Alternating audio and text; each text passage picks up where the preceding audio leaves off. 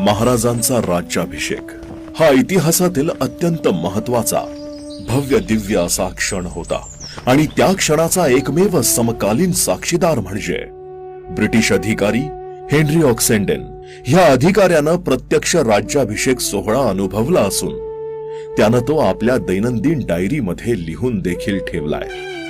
आपल्या कैक पिढ्यांना खर्ची घालून भक्कम उभ्या राहिलेल्या पाचही शाह्यांच्या बेताल आणि जुलमी राजवटींना पायदळी तुडवत एकाच पिढीने लावलेला तिलांजली सुरुंग म्हणजेच शिवराज्याभिषेक.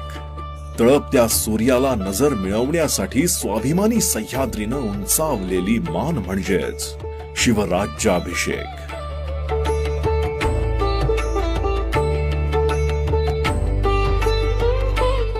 एकूण एक पायरी गणेश असंख्य ज्ञात अज्ञात मावळ्यांनी रक्ताभिषेक करून रायगडाच्या माथ्यास चढवलेली 32 मण सोन्याची झूल म्हणजेच शिवराज्याभिषेक.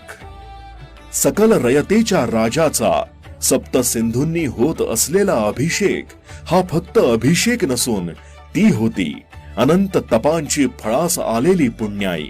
ही होती शहाजी राजे यांची पूर्णत्वास आलेली स्वराज्य संकल्पना.